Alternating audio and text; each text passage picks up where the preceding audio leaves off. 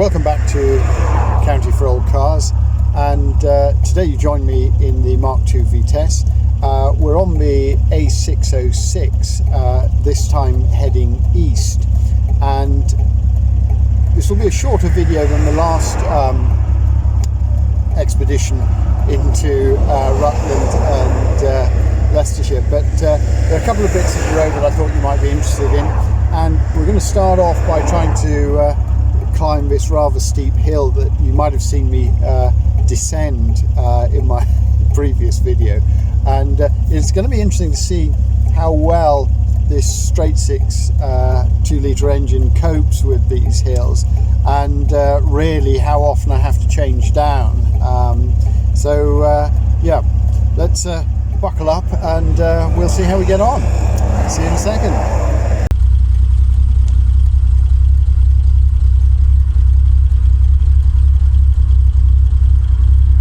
Right, so buckled up.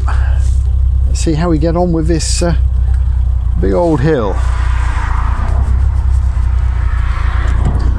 The first thing I noticed is I've got to avoid the big old pothole in this lay-by before we go any further.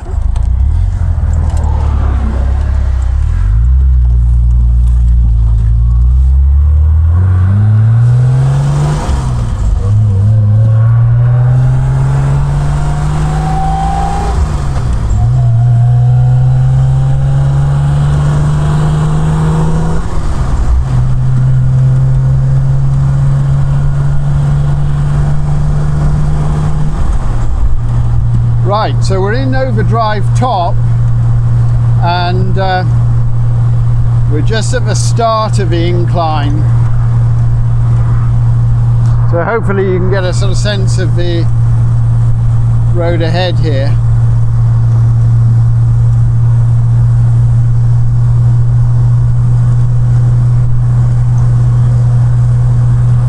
So the speed limit here is 50, so we're at about 50 miles an hour as we start this climb.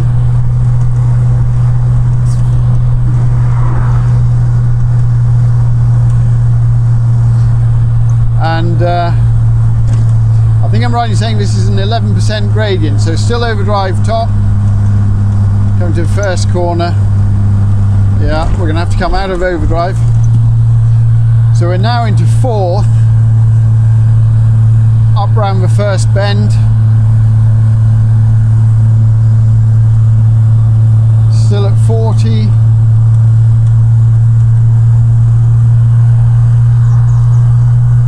These engines have a huge amount of torque. I'm going to just come off the gas here, power down. Still in top gear, and we're still at 40.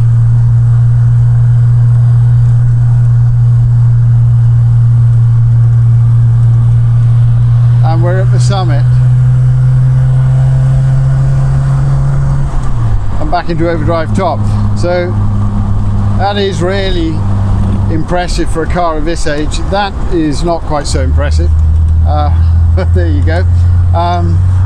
Yeah, so being able to take the whole of that hill without having to change down, you know, just one shift out of overdrive, is impressive. And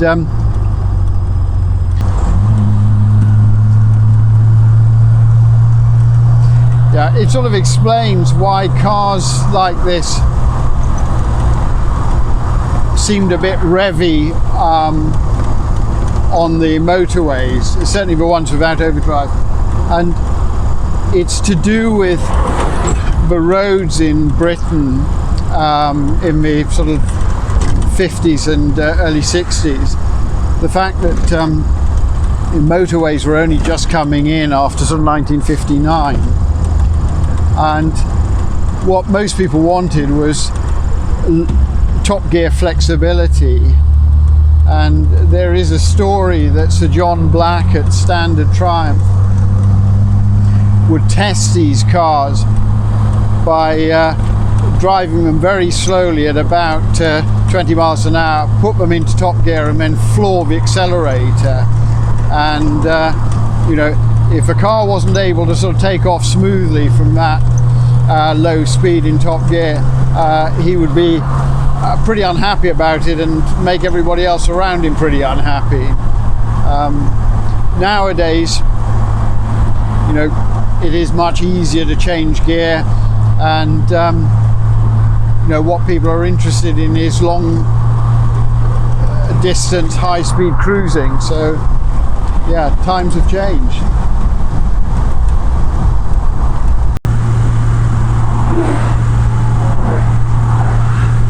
I was talking a little earlier about the desire for top gear flexibility that sort of existed in the 1950s and 60s, and I think it's hard for people nowadays to understand why that was so important. And I think you have to remember that Synchromesh was something that was not always available on all gears. So certainly, you know, most cars didn't have Synchromesh on first. A lot of cars were only 3 speeds, and even if you had Synchromesh, it was often, you know, easily beaten. So gear changing involved a lot of rev matching, particularly on down changes. It required double declutching, and sometimes, you know, the gears themselves were difficult. You know, it was difficult to get the car into gear. Clutches were heavy, and so people didn't enjoy changing gear. And if you could sort of have a car that you know, could pull away at low speeds in top gear without the need to shift downwards, then it was a real advantage.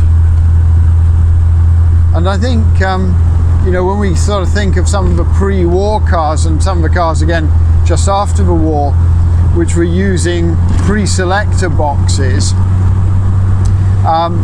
you know, pre-selectors seem like such an unusual device nowadays, and you sort of wonder why anyone would ever be interested in them.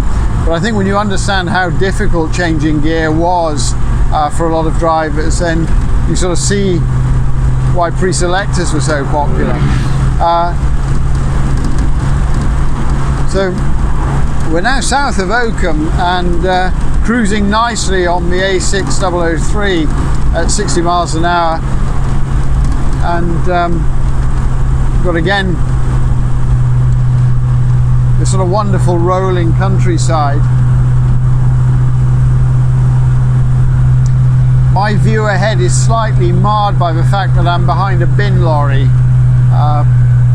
but you can't have everything. And again, as we come up this hill, we're still in overdrive top.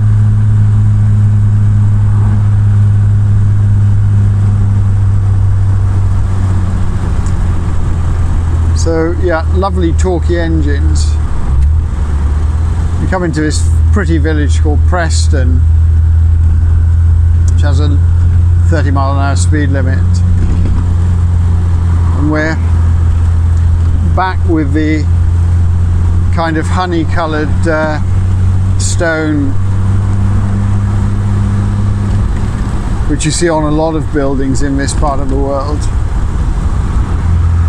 But the landscape has a very different feel to the landscape that I'm used to in Suffolk, and I have to say it makes an interesting change to drive on some of these roads where you've got these sort of big undulations and these sort of wide sweeping bends, because it really allows you to exploit the full power of these cars.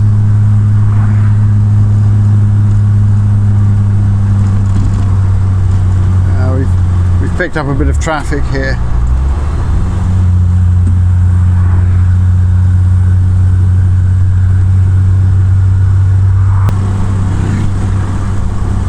Right, here we go. So we're now going to move off to the left and head east down the A47. And this section of the A47 also a very pretty road.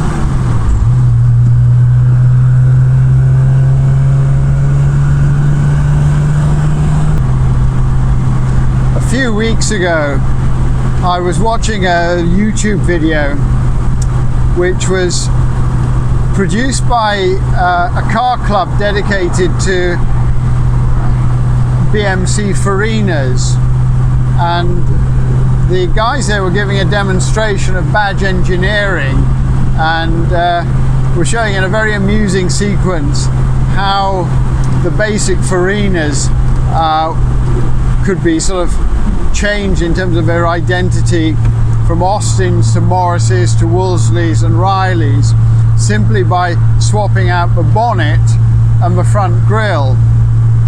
And I know it was something that we used to laugh at as Triumph enthusiasts, that you know, BMC and the Roots group would sort of resort to badge engineering. But of course, for those of us who sort of know something of a history of Triumph cars, Triumph itself is an enormous exercise in badge engineering, in the sense that the Triumph Motor Company, which split away from its motorcycle division before the war, the car division ended up filing for bankruptcy just before World War II, and the assets of that company, tooling, factories, literally everything apart from a name, was just sort of broken up and sold off.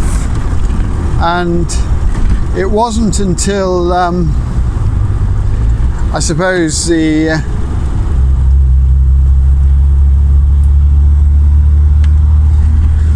it wasn't until the 1940s that Standard, under the leadership of Sir John Black, bought the Triumph name and decided to use it as a brand for, well, what he saw as sort of fairly exotic cars. And this resulted in the development of the razor edge cars. So the Triumph Renown being the large a very comfortable saloon, which was again typical separate chassis, ash frame construction, and I suppose one would have to say was sort of, in my eyes anyway, a rival for Rover cars, and you know, possibly even the sort of later Jaguars, but certainly it was of that kind of caliber. And then there was the smaller car, which was the Triumph Mayflower, which came along in the early 50s, which was a sort of, I suppose, a shrunken version of the Renown, and woefully underpowered. And I think Sir John Black thought it would be a real winner in America, and you know, the name was carefully chosen. But I think the first cars that ended up being shipped to California, and certainly the ones in San Francisco, didn't really have enough power to deal with the kind of hills that they had there. And so the third car was the 1800 and then later 2000, which was this sort of Walter Belgrove style car that people who watched the television program Bergerac in in the 1980s, 1990s will remember the sort of four-seater convertible, which had a dicky seat with its own windshield. Those cars were sort of specifically badged as Triumph sports cars, really. But none of these things were a success, really. And Standard, I think, sort of had a last throw of a dice with the TR2, which was sort of an attempt to grab some of the market that Austin Healey and MG had. And of course, as we know, the TR series became, fantastically successful for them. But as far as the other cars are concerned, by the time we get to sort of 1960, you've got companies like Ford who are using words like deluxe to denote that their cars were, the deluxe version was better than the standard version. And it kind of meant that the whole meaning of the name Standard changed from its sort of 1920s and 30s connotation of being the very highest standard of motor car that you could, attain, to being the base model.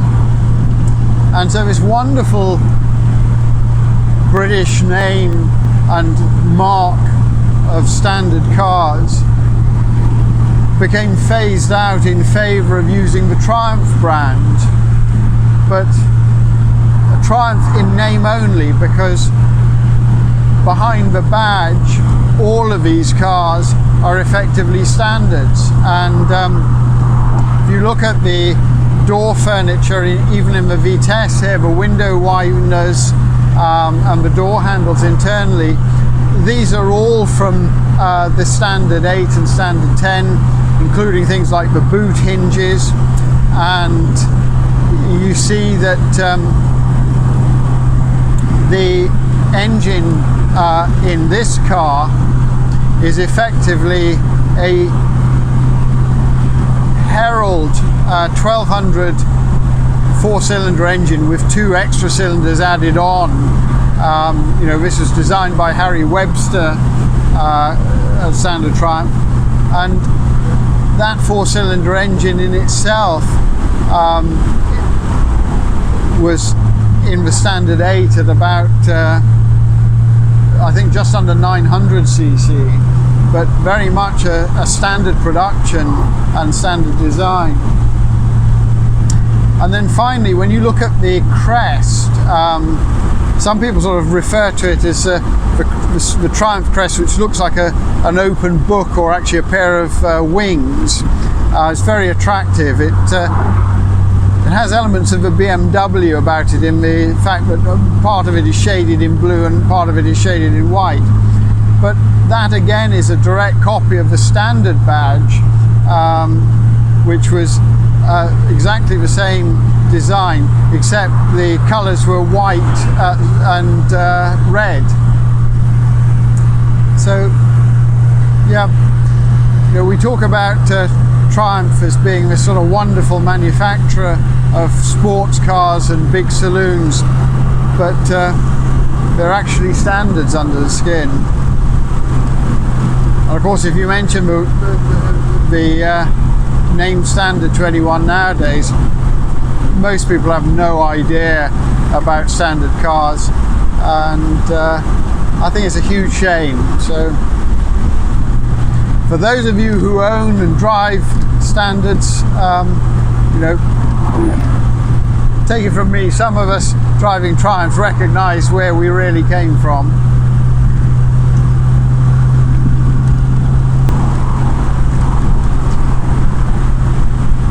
Yeah, we've got some beautiful countryside here. I'm looking down towards Duddington on my right, and you've got these wonderful stone cottages and farmhouses just sort of nestled in the valley. We're now crossing the border into East Northamptonshire.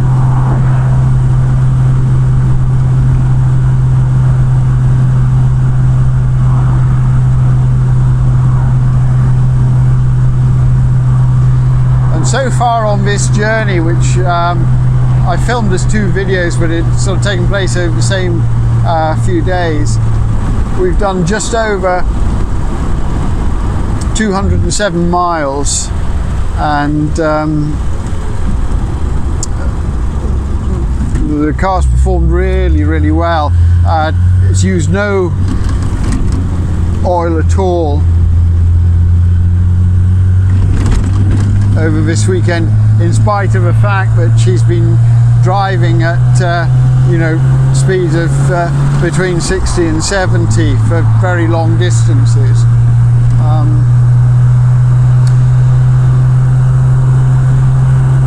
But yeah, very impressed, particularly because I don't think the engine on this car has been apart from the look of it.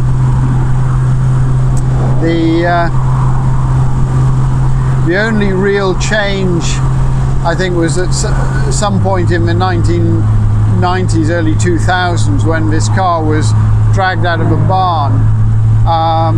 The carburetors were swapped to a pair of SUs, which, if I'm honest, is a swap I wish they hadn't done. I know I'm one of the few voices in this, but I particularly like the Zenith Stromberg carburetors. Once they're set up properly, they're absolutely beautiful.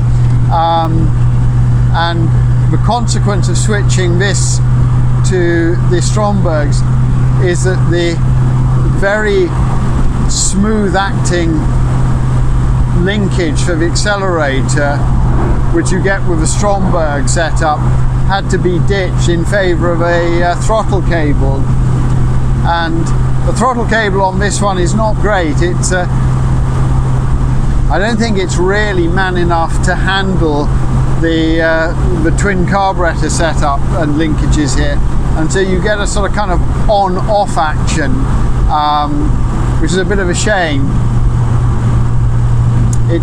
It's fine on these long journeys, but it makes driving through town a little bit tiresome, because you have to be very careful with the amount of pressure that you apply to the accelerator pedal.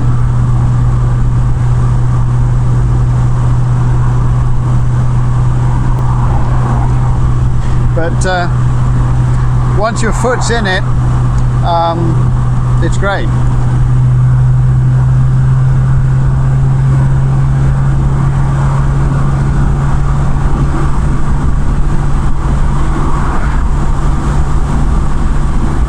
Anyway, I hope you enjoyed this video, and I look forward to seeing you in my next film. Take care.